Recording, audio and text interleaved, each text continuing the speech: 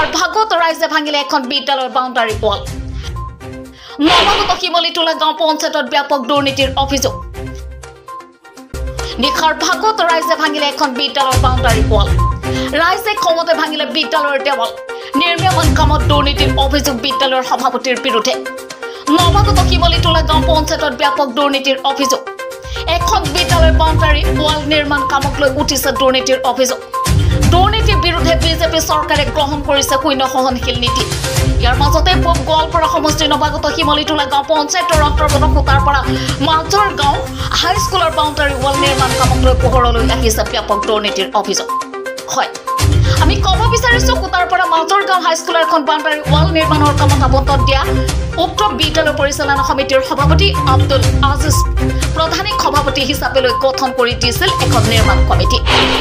2022-23 বৰ্ষত বিত্তীয় আয়োগৰ দ্বিতীয় কিস্তিৰ ধনেৰে নিৰ্মাণ কৰা কামৰ ব্যাপক দুৰ্নীতি কৰাৰ অভিযোগ উত্থাপিত হৈ সভাপতি আব্দুল আজিজ প্ৰধানৰ বিৰুদ্ধে। উক্ত বাউণ্ডাৰী ৱালখনত পৰ্যাপ্ত পৰিমাণৰ চিমেণ্ট ৰড কোৱেল আদি নিদিয়াৰ বাবে ৰাইজে নিশাৰ ভাগত উত্তপ্ত হৈ ভাঙি দিলে ৱালৰ এটা অংশ।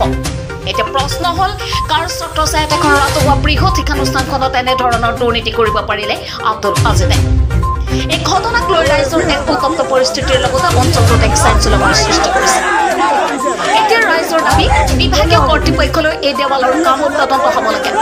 পিছে আমাৰ বাতৰি সম্প্ৰচাৰিত হোৱাৰ পিছত বিভাগীয় কৰ্তৃপক্ষই কিমানখিনি গুৰুত্ব দিয়ে সেয়া সময় থ'ব লক্ষণীয়।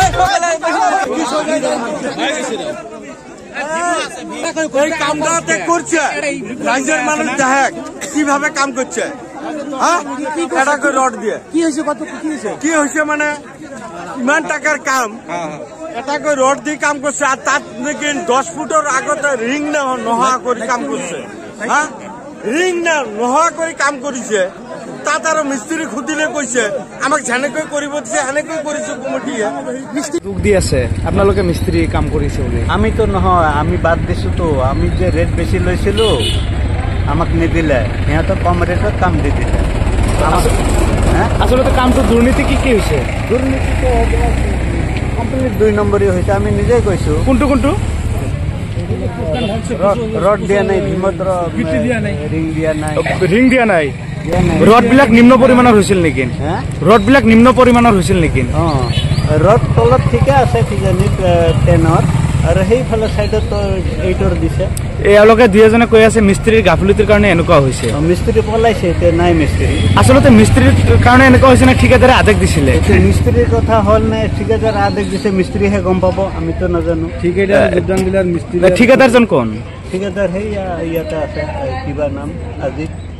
মানে স্কুলেৰ বাউন্ডাৰি বিশৃংখলা একচুয়ালি মিস্ত্ৰিখিনি দিনতে ইয়াতে কাম কৰে, দিনতো কাম কৰে, ৰাতিতো কাম কৰে। তেওঁলোকে কি কৰিছে, যিবিলাকে পোষ্ট আছিল পোষ্টবিলাকক পৰ্যাপ্ত পৰিমাণে চুৰি দিয়া নাই, মানে বালাখিনিৰ লগত যিখিনি চিমেণ্ট দিব লাগে পৰ্যাপ্ত পৰিমাণে দিয়া নাই, যাৰ কাৰণে এইটো সদায় হয় ৰাইজৰ চকুত পৰি ৰাইজে হুলস্থুল কৰি ভাঙি দিয়াৰ কাৰণে প্ৰস্তুত হৈছে। আমি ৰাইজক মানে অনুৰোধ কৰি ৰাখিছো, এইটো বিভাগীয় কৰ্তৃপক্ষ ৰাইজে ভাঙি দি আছে। কামটো নিম্ন পৰিমাণৰ হৈছে, যাৰ কাৰণে তেওঁলোকে ৰাইজে বিক্ষোভ হৈছে। গতিকে আমি সবকে অনুৰোধ কৰিছো যাতে কামটো ভাঙি দিয়া নহয়, পৰ্যাপ্ত পৰিমাণৰ বস্তু কৰি দিয়া হ'ব। বিভাগীয় কৰ্তৃপক্ষক আমন্ত্ৰণ কৰি তেওঁলোকে চাই চিতি যি হয় সেইটো কৰিব। স্কুল বাউণ্ডাৰী ৱাল, এইটো পঞ্চদশ বিত্ত আয়োগৰ বাউণ্ডাৰী ৱাল আছিলে। এইটো খুটাৰপাৰা মাজৰ গাঁও হাইস্কুল। ঠিকাদাৰটো নহয়, এইটো কনষ্ট্ৰাকশ্যন কমিটিৰ আণ্ডাৰত হয়। ইয়াৰ কনষ্ট্ৰাকশ্যন কমিটিৰ প্ৰেচিডেণ্ট হলে এইখন বিদ্যালয়ৰ পৰিচালনা সমিতিৰ সভাপতি আব্দুল আজিজ প্ৰধানী, তেওঁ সভাপতি। কনষ্ট্ৰাকশ্যন কমিটিৰ তেওঁ সভাপতি আৰু পঞ্চায়ত ছেক্ৰেটাৰীজন সচিবজনে এই কামৰো সচিব। তেওঁলোকে পঞ্চায়ত ছেক্ৰেটাৰী প্লাছ এইখন বিদ্যালয়ৰ সভাপতি আব্দুল আজিজ প্ৰধানৰ নেতৃত্বতে কামখিনি হৈ আছে। এতিয়া কি দাবী জনাব? এতিয়া আমি উচ্চ বিভাগীয় কৰ্তৃপক্ষক দাবী জনাইছো, এইটো মানে উচ্চ পৰ্যায়ত তদন্ত কৰি পৰ্যাপ্ত পৰিমাণে কামখিনি কৰিব লাগিব। কামখিনি নতুনকে ভালকে কৰিব লাগিব, যিহেতু আমাৰ ৰাইজৰ কাম, এইটো বিদ্যালয়খন আমাৰে বিদ্যালয়, আমাৰো দৰকাৰ। গতিকে এইটো মানে বিভাগীয় কৰ্তৃপক্ষক অনুৰোধ জনাইছো, তেওঁলোকে কালি বা পৰহিৰ ভিতৰত তদন্ত কৰি যাতে সঠিকভাৱে নিৰ্মাণ কৰি দিয়ে তাৰ কাৰণে আহ্বান জনাইছো।